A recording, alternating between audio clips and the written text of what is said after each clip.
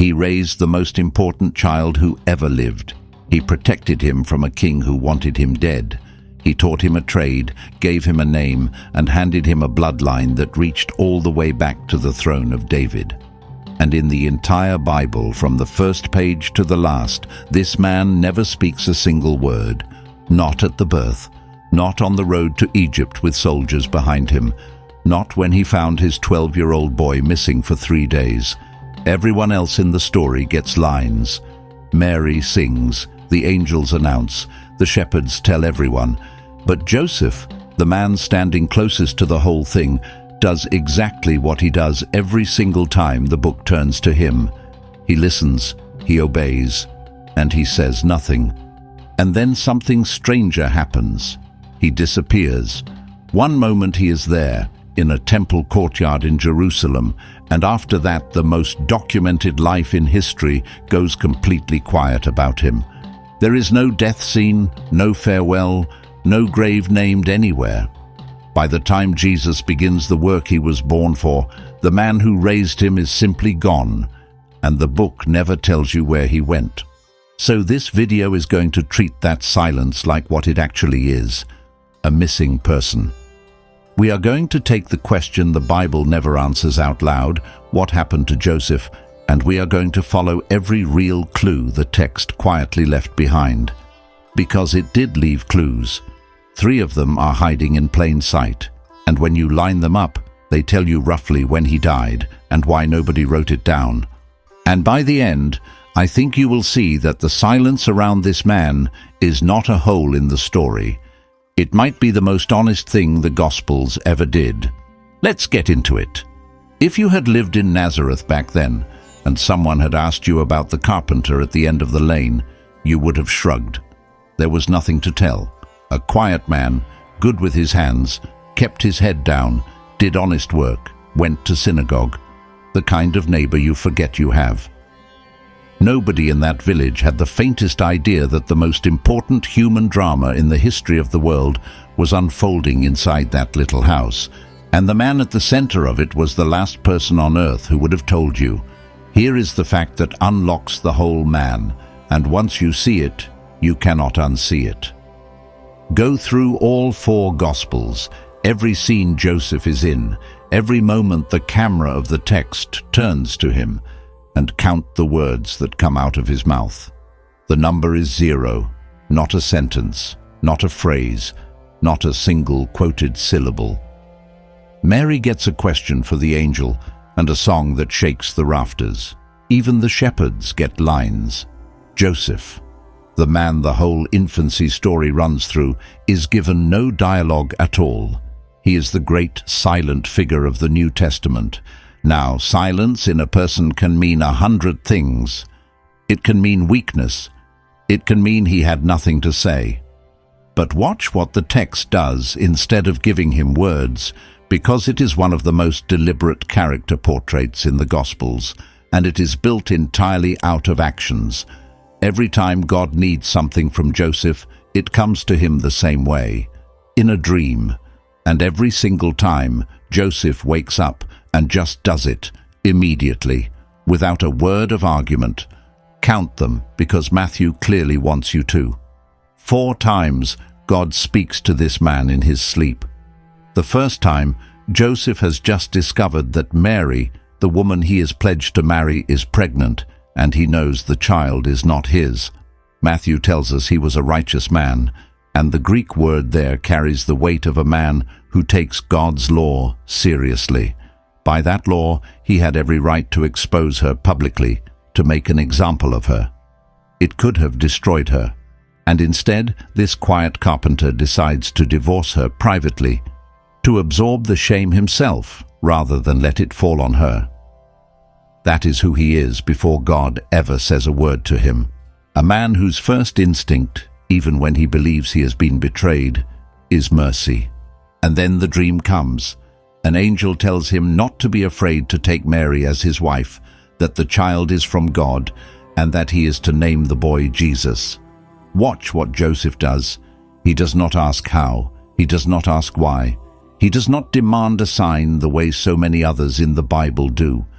Matthew says simply that when Joseph woke from sleep, he did as the angel commanded him, and he took his wife. No speech, just obedience, the moment his eyes opened. And that becomes the pattern for his entire life on the page. When the child is in danger, the dream says, "Flee to Egypt," and Joseph gets up in the night and goes. When the danger passes, the dream says, "Go back," and he goes back. When going back to one region is still unsafe, the dream steers him to Nazareth, and that is where he settles. 4 dreams, 4 instant obediences, and not one recorded objection, question, or complaint in any of them. He is a man who is spoken to and who answers only with his feet. Think about what kind of person that actually takes. We tend to admire the loud faith, the people who argue with God and win, the ones who make speeches. Joseph is the opposite kind of hero, and the Bible seems to want us to notice. His faith is not in his mouth, it is in his hands and his feet. He hears and he moves. There is a strength in that quietness that is easy to walk right past, which is fitting because walking right past Joseph is exactly what most people have done for 2,000 years. But here is what makes his silence so strange, and this is the detail that everyone misses when they picture the humble carpenter in the background of the manger scene. This quiet, forgettable workman was not a nobody, not by the measure that mattered most in that world. The angel in that first dream does not call him Joseph the carpenter. It calls him something else entirely. It calls him Joseph, son of David. And that single phrase means the silent man planing wood at the end of a dead-end lane in a forgotten village was carrying the blood of kings. So before we can figure out where this man went, we have to understand who he actually was. Because the story the Bible is telling about Joseph is not the story of a peasant who got lucky. It is the story of a king in hiding, working with his hands, waiting for a promise older than he was. To feel how strange Joseph's life really was, you have to start with the paperwork of all things, because the Gospel of Matthew opens the entire New Testament not with a birth, and not with a miracle, but with a list, a genealogy. 42 generations, name after name, tracing a single bloodline down through the whole history of Israel. It runs from Abraham, the father of the nation, through David, the greatest king, down through the royal line of Judah, century after century, closer and closer to the present. And you keep reading, wondering where this enormous royal river is going to empty out. And it empties out onto a construction worker in Nazareth. The last link in that chain of kings is Joseph. The line of David, the line that was promised an everlasting throne, comes down through the centuries and lands on a man who works with a saw and a mallet for a living. And that is not an accident or an embarrassment the gospel is trying to hide. It is the entire point Matthew is making. The rightful heir of David's throne was not sitting in a palace. He was covered in sawdust, in a town so small and so scorned that people used to joke, "Can anything good come out of Nazareth?" And that gap between the throne he was owed and the workshop he actually stood in is the real mystery of this man. Hold on to it, because everything about his life and his strange disappearance sits inside that gap. But first, the paperwork hides a puzzle that most people never even notice. Some of you already know there is a famous puzzle here, and because this channel would rather show you the real texture of the Bible than a smoothed-over version, let me name it honestly. Matthew gives one genealogy for Joseph. Luke gives another, and they do not match. They run through different sons of David, and they list different names between David and Joseph. People have wrestled with this for a very long time. Some argue that one line is Joseph's legal descent and the other traces Mary's family. Others point to ancient inheritance customs where a man could be counted the son of more than one father. It is a genuine puzzle, and I am not going to pretend it away with a neat little answer. But notice what both accounts agree on completely, because the agreement matters more than the difference. Both of them drive the royal line of David straight to Joseph. Whatever the exact branches, the message is identical. This man is the legal doorway through which a king was going to enter the world. And that word, legal, is where Joseph does the single most important thing he ever does. And he does it, of course, without saying anything at all. Remember the angel's instruction in the dream. You are to name the child. In that culture, naming a child was not a sentimental moment. It was a legal act. When Joseph took the infant in his arms and named him Jesus, he was formally, publicly, and permanently claiming that boy as his son. He was not the biological father. The Gospels are completely clear about that, and it is central to everything. But by naming him, Joseph adopted him into the house of David. He gave Jesus his legal identity. Every prophecy that said the Messiah would be a son of David runs through this one silent decision by a carpenter to lay his hand on a child that was not his own flesh and say, "This one is mine." So sit with the shape of this man for a second, a king by blood, living like a peasant, a father by choice, not by biology. A man handed the most important adoption in the history of the world, who responds to it not with a speech, but with a name and a lifetime of quiet work. And that work matters too, because it tells us something about the world Jesus actually grew up in, and it is not the world of the Christmas cards. We call Joseph a carpenter, and that is fine, but the Greek word Matthew and Mark use is bigger than that. The word is tekton. And a tekton was not just a man who made chairs. He was a builder, a craftsman who worked in wood and often in stone, the kind of skilled tradesman you would hire to frame a roof, cut a beam, fit a door, or work a construction site. It was hard, physical, honest labor. And here is a detail that historians find genuinely intriguing, and I will flag it as informed speculation rather than fact, because that is what it is. Just over an hour's walk from Nazareth sat a city called Sepphoris, and during the years Joseph would have been raising Jesus, Sepphoris was being rebuilt into a gleaming regional capital. It was one of the largest construction projects in the whole area. A skilled builder living an hour away, raising a strong young son in the trade, would have had every reason to find work there. We cannot prove Joseph and Jesus swung hammers in Sepphoris, but it is entirely plausible that the Son of God spent his young manhood as a day laborer on a building site, learning a trade at the elbow of a silent, faithful man. And that is the picture I want you to carry into the rest of this. Not a frail old man holding a staff in the corner of a painting. A working man. Strong hands, a real trade. Royal blood he never cashed in. Raising a boy who was not biologically his and pouring everything he had into him without a word of complaint or a claim to credit. That is the Joseph the text actually gives us. A guardian, a protector, a provider. Which is exactly why what happens next is so heavy. Because the first real test of this guardian is not going to be a quiet one. Very soon after that child is born, a man with an army and a crown is going to hear that a new king has been born in his territory, and he is going to decide to kill every child who might be the one. The silent carpenter is about to be handed the most dangerous assignment a father has ever been given. Get the boy out alive. The angel comes in the night, and the message is only 4 words long. Take the child, flee. Herod is going to search for the boy to destroy him.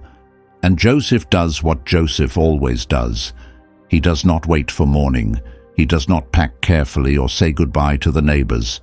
Matthew says he got up, took the child and his mother by night, and left for Egypt, in the dark, on the strength of a dream, running from a king. And the king he was running from was not a story.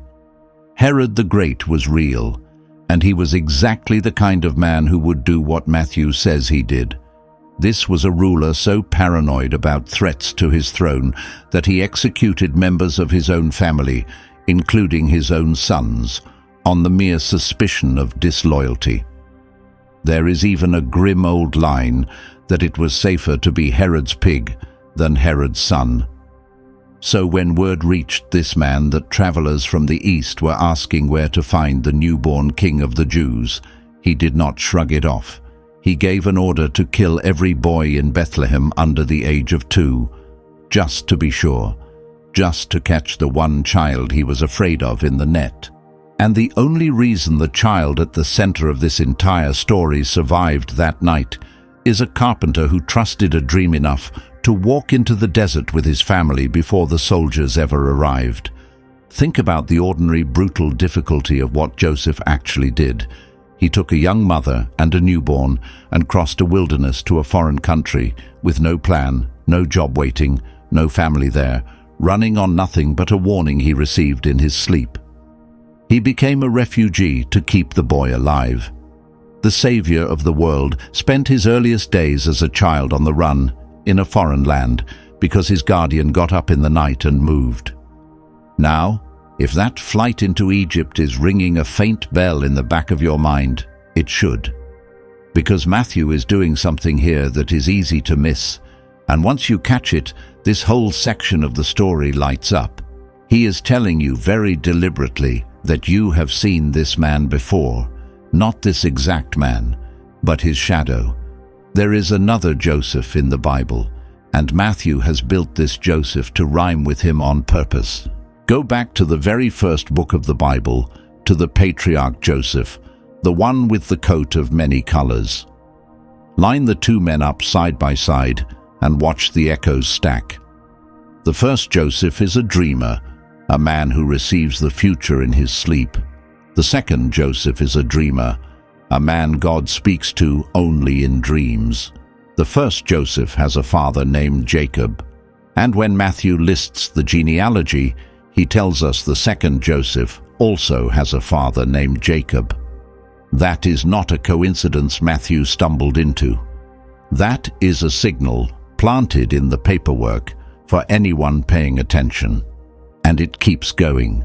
The first Joseph is thrown into a pit and sold and ends up going down into Egypt, where he saves his entire family from a famine that would have wiped them out.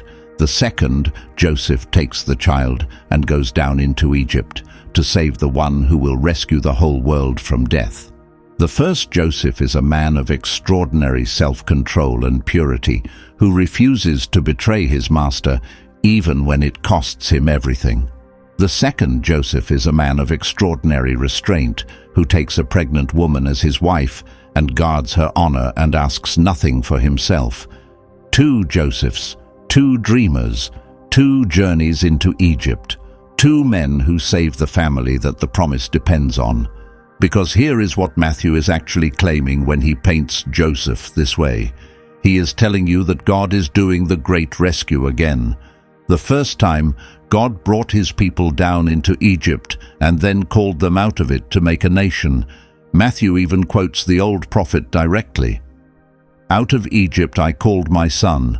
The first time, that son was Israel, the whole people, carried out of Egypt in the Exodus.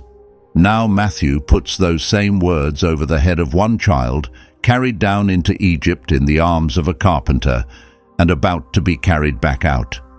He is saying the entire story of Israel is happening again, compressed into one family, and the man God chose to carry it is not a general or a priest or a king on a throne. It is a silent builder who trusts his dreams. And then Herod dies, and the dream comes again, and Joseph brings them home. But even the way he comes home shows you the kind of man he is. The dream tells him it is safe to return to Israel, but when Joseph hears that Herod's brutal son is now ruling in the region around Bethlehem, he is afraid to go back there. And notice, he does not barrel ahead just because he got a green light. He listens for more guidance, and he is warned in yet another dream. And he steers the family north instead, to Galilee, to the little town of Nazareth. This is a man holding the most precious life on earth in his hands, and he is careful with it, cautious, attentive to danger. He is not just brave, he is wise. He gets the boy home, and he gets him home safe, and he does it all without one line of dialogue. So the great rescue works. The guardian does his job. The king who wanted the child dead is himself dead, and the boy is growing up safe in a quiet town, learning a trade from the man who saved his life. If this were a normal story, Joseph would now step forward into the spotlight. The faithful father, rewarded, honored, present for the great things to come. But that is not what happens. Because we are about to reach the last time the Bible ever shows us Joseph alive, and almost nobody notices it is the last time, because the text does not announce it. It just quietly closes the door. The last scene is a very human one. It is a story every parent knows in their stomach. Jesus is 12 years old, and the family has traveled to Jerusalem for the Passover, as they did every year. When the festival ends, the great crowd of pilgrims begins the long journey home, and somewhere in that crowd, Mary and Joseph assume their boy is walking with relatives or friends. He is 12. He is old enough.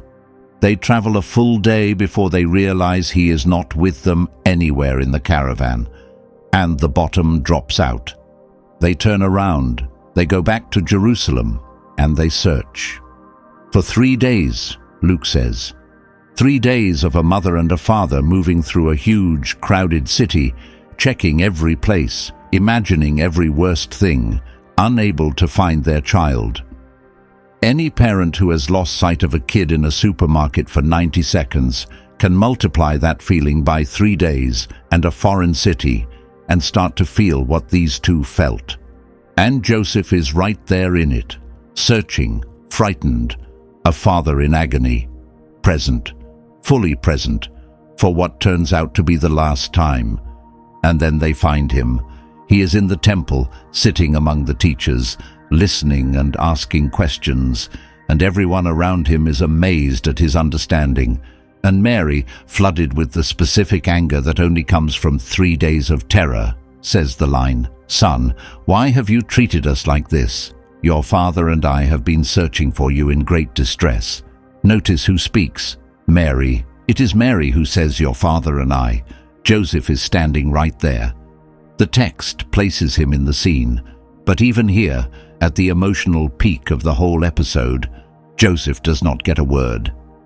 His wife speaks for both of them, and he stands beside her in silence, the way he has stood beside this story from the beginning.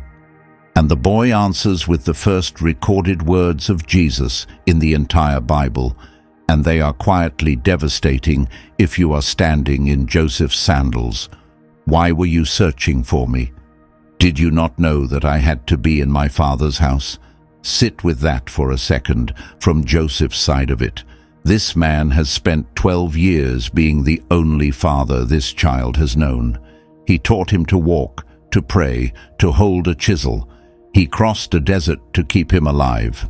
And now the boy gently, almost innocently points past him to another father, the one whose house this is. It is not a rejection, but it is a signal to Joseph and to us about whose son this truly is, and about a role that was always, from the start, meant to point beyond itself. And then Luke does something so quiet you can read right over it. He says the family went back down to Nazareth, and that Jesus was obedient to them, and that his mother treasured all these things in her heart. And that is it. That is the last time Joseph appears alive anywhere in the Bible, a frightened father in a temple, being gently reminded that the boy he raised belongs to someone greater. The door closes on him there, and Luke does not tell you it is closing. There is no death scene coming, no farewell, no final blessing. The man simply finishes this scene and is never shown again. Because watch what happens next in the timeline. After this temple scene, the Gospels jump ahead roughly 18 years. The next time we see Jesus, he is about 30 years old, and he is stepping out of that carpenter's shop to begin the work he was born for. He goes to be baptized. He calls his first followers. He starts to teach and to heal. And all through those 3 years of public ministry, the people around him come into focus. His mother, Mary, appears again and again. His brothers are mentioned by name, his followers, his enemies, the crowds. But Joseph is never there, not once, not at the wedding in Cana, where a whole family gathering is happening, and Mary is clearly present. Not in the crowds, not at the cross. In 3 years of the most closely watched life in history, the man who raised him does not appear a single time. So the disappearance is real, and it is total. This is not a case of the Gospels simply not mentioning someone who was around. Mary is around, and they mention her constantly. The brothers are around, and they name them. Joseph is not mentioned because Joseph, by every indication, is not there. Somewhere in that 18-year gap between the temple and the Jordan River, the silent guardian slips out of the story for good. The book does not tell you when. It does not tell you how. It just stops showing him to you. But that is exactly where this gets interesting, because a man does not vanish from a story this well documented for no reason, and the people who wrote these accounts knew perfectly well what had happened to him. They did not write it down as a headline, but they left fingerprints. And when you gather those fingerprints and lay them next to each other, they point, with surprising force, at one quiet conclusion. Joseph was already dead. And there are 3 clues in the text that let us say so, and even let us guess roughly when. So let's do the thing the Gospels never do out loud. Let's actually investigate. If Joseph is missing from the entire adult life of Jesus, the question is whether he is missing because the writers forgot him, or missing because he was dead. And the text answers that, if you know where to look. 3 clues. Take them one at a time and watch how they converge. The first clue is the loudest, and it comes at the most painful moment in the whole story: the crucifixion. Jesus is dying on the cross, and the Gospel of John places his mother, Mary, standing nearby, watching. And, with what little breath he has left, Jesus does something that only makes sense if you understand the world he lived in. He looks at his mother, and he looks at the disciple he loved, John, standing beside her, and he says, "Woman, here is your son," and to John, "Here is your mother." And from that hour, the text says, that disciple took Mary into his own home. Now ask the obvious question that this scene quietly screams. Where is her husband? In that culture, the care of a widow was a sacred duty, and it followed a strict order. It fell first to her husband. If the husband was gone, it fell to her eldest son. Jesus is her eldest son, and he is dying, so he is doing exactly what a dutiful eldest son would do, making sure his mother is cared for after he is gone. But watch who he does not mention and who is not there to take her. Joseph.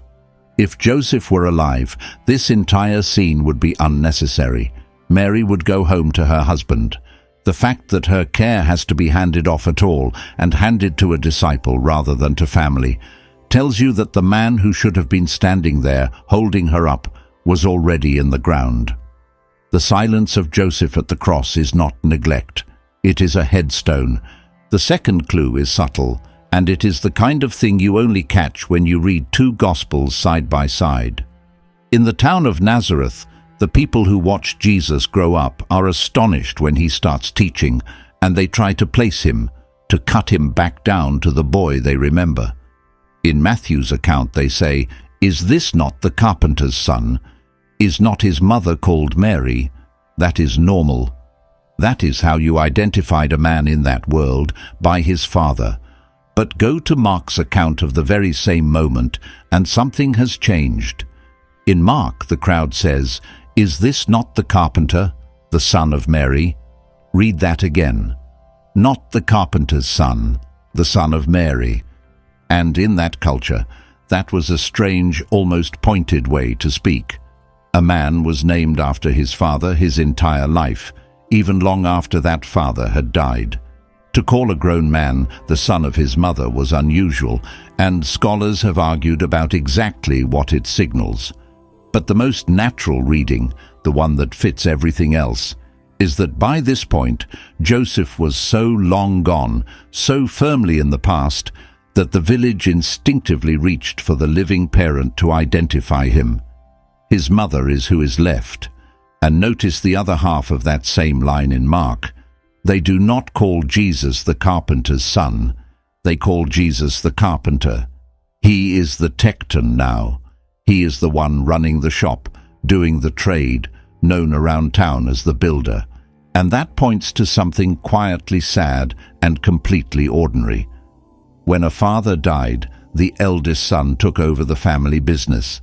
Jesus, being the carpenter rather than the carpenter's son, is the fingerprint of a man who had already stepped into his dead father's trade and carried it probably for years before he ever stepped out of it to preach. And the third clue is the simplest of all, and it is really the whole absence gathered into one point. Everywhere you would most expect a father to be, Joseph is not. Go to the wedding at Cana, the very first miracle, where Jesus turns water into wine. It is a family occasion, the kind of event a father attends. Mary is there. Mary is so present that she is the one who notices the wine has run out and tells Jesus to act. But there is no mention of Joseph anywhere in the scene. Go through the crowds who come looking for Jesus during his ministry. At one point the text says his mother and his brothers came to see him. His mother and his brothers, not his father. Again and again, the family shows up, and again, there is a Joseph-shaped hole in the middle of it. So line the three up. A mother whose care has to be handed to a disciple at the cross because her husband is not there to take her. A grown son suddenly known as the son of his mother. And as the carpenter himself, running the shop a father would have run, and a total unbroken absence from every family scene across 3 years. Any one of those on its own you might explain away, but all three point the same direction, and they point hard. The most reasonable conclusion, held by the vast majority of people who have studied this closely, is that Joseph died sometime in that 18-year gap, after the temple visit when Jesus was 12, before the ministry began when he was about 30. Somewhere in the young manhood of Jesus, in a quiet house in Nazareth, the guardian finished his work and died, with the son he raised very likely at his side. And I have to be honest with you about what kind of conclusion that is, because this channel does not sell certainty it has not earned. The Bible never says, in so many words, Joseph died. There is no verse you can point to. This is an inference, but it is not a wild guess or a leap of faith.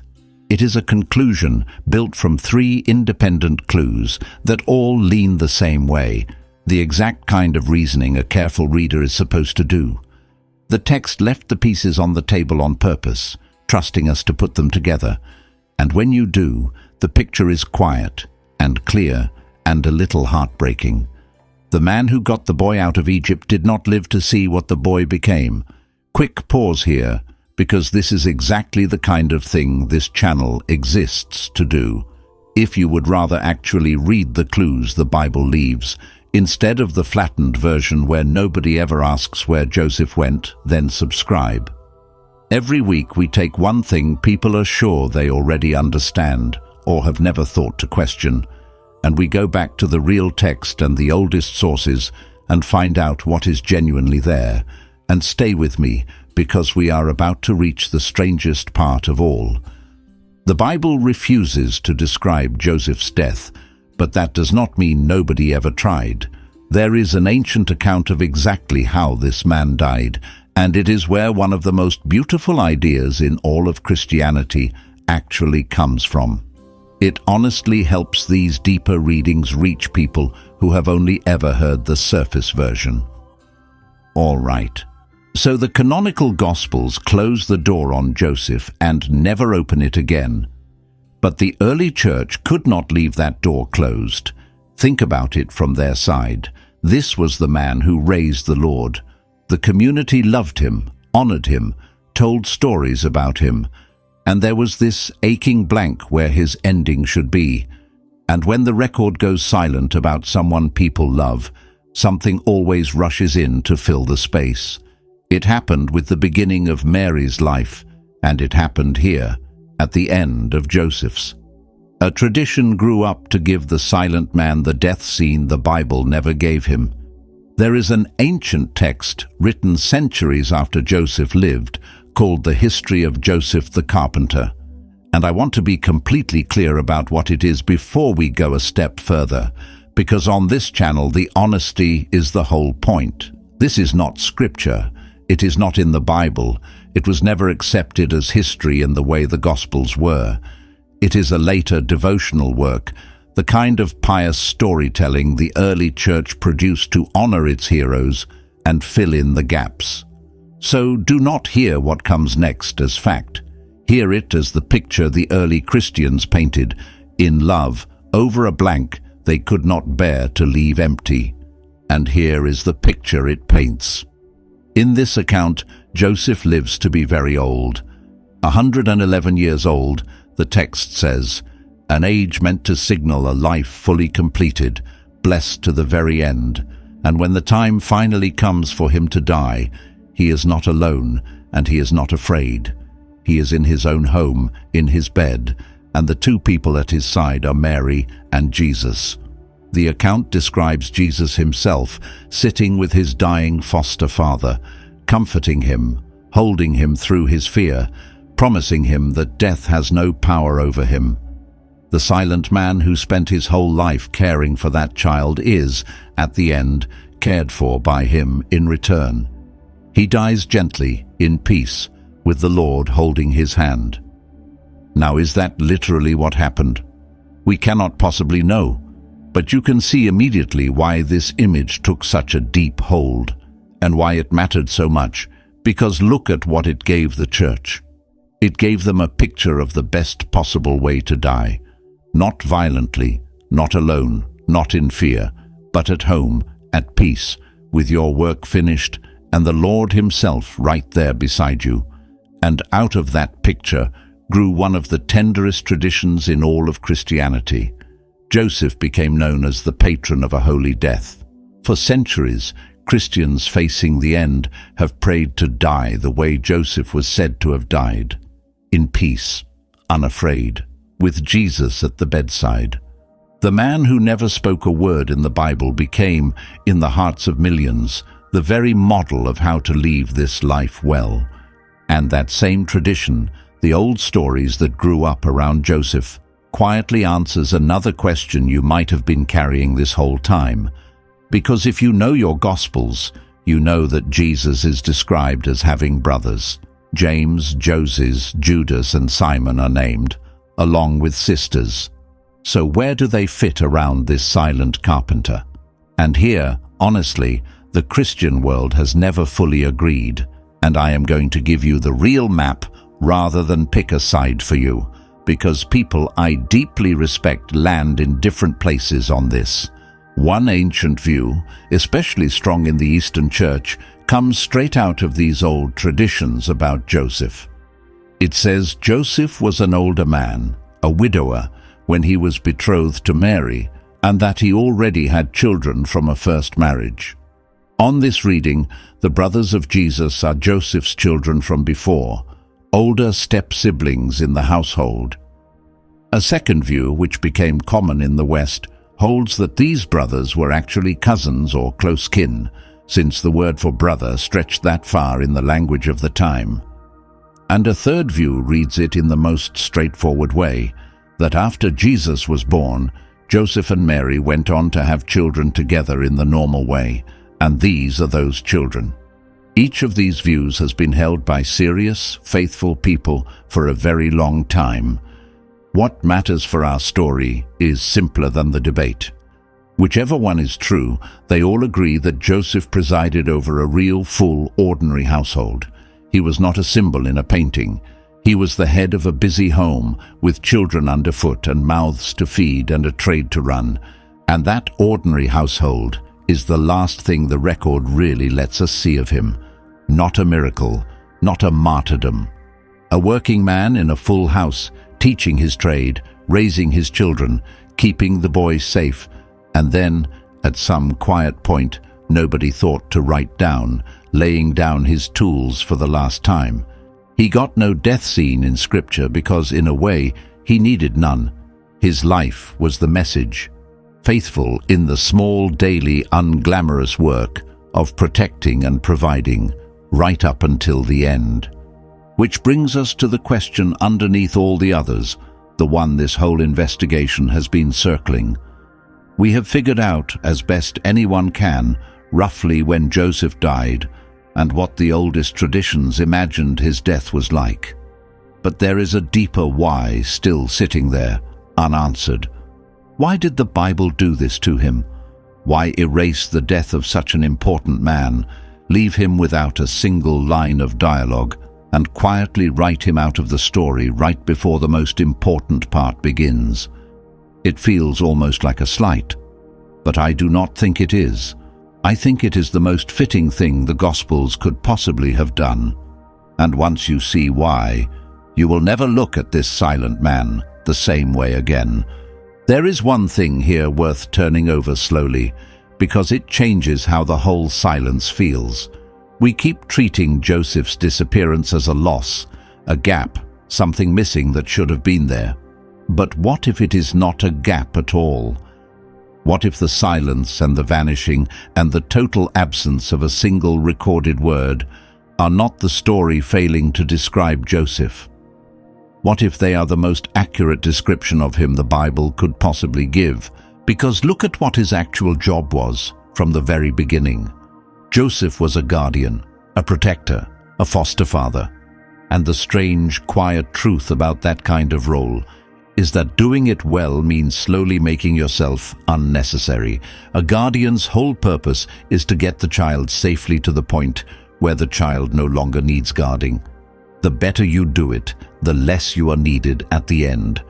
Joseph's job, from the moment the angel first spoke to him, was to protect this boy, provide for him, keep him alive through Herod and Egypt and the long ordinary years, and then step back and let him become who he was born to be. Joseph was always, from the first page, a man working himself out of a job, and that is why the silence fits him so perfectly. A man whose entire calling was to point past himself, to protect a story that was never about him, was never going to be given a stack of speeches and a grand farewell. He gets no dialogue because his role was never to speak. It was to listen and obey and provide and protect, and then to disappear so completely that the light falls entirely on the sun. He is the frame around the picture, and a good frame is the one you stop noticing, because it makes you look at what it holds. The genealogy runs through him, the legal identity, the royal claim, the roof over the family, the trade in the boy's hands. All of it flows through Joseph, and none of it points to Joseph. It all points through him to the one he was raising. And I want to say something directly to some of you now, because this is where this stops being ancient history and starts being a mirror. There are people watching this who know exactly what Joseph's life was like, because they are living it. The ones doing the quiet, unglamorous daily work of holding a family together that nobody writes down and nobody applauds. The fathers and the mothers and the guardians and the step-parents who show up and provide and protect and get no credit and expect none. The people whose love looks like showing up for work and fixing what is broken and being there in the dark when a child is missing. If that is you, then understand what the Bible just did. It took the man closest to Jesus, and it honored him not with speeches, but by recording forever the shape of a faithfulness that never needed to be seen. Your quiet work is not invisible to God just because it is invisible to everyone else. Joseph proves it. And now notice the one place his fingerprints truly survive, because it is the most beautiful clue of all, and it is not in any tomb or any tradition. It is in the words of Jesus himself. Of all the ways Jesus could have taught people to think about God, the image he reached for over and over more than any other was Father. He taught his followers to pray, "Our Father." He told a story about a father who runs down the road to embrace a son who wasted everything. He spoke of a father's house with many rooms. Now, I want to be careful here, because this is a reflection, not a hard claim, and honesty means saying so, but it is worth sitting with. The boy Jesus grew up in a home, watching one particular man be a father to him every single day. He watched a father who protected without being asked, who provided without complaint, who was patient and present and faithful and gentle and strong. And when that boy grew up and wanted to tell the world what God is like, one of the pictures already living inside him, shaped in a carpenter's house by a silent, faithful man, was the picture of a good father. That is a legacy no tomb could hold. Joseph left no writings. He left no bones anyone venerates, no famous last words, no grand exit. He left something bigger and quieter than all of that. He spent his life being the kind of father that helped a child understand the love of the ultimate father. He built, with his hands and his presence and his silence, part of the human vocabulary that Jesus would later use to explain heaven itself. The carpenter did not just build tables and doors and roofs. In the most hidden way imaginable, he helped build the idea of God as Father that has comforted the world ever since. So that is the shape of the whole thing, from the first clue to the last. A silent man of royal blood working with his hands, spoken to only in dreams and answering only with obedience.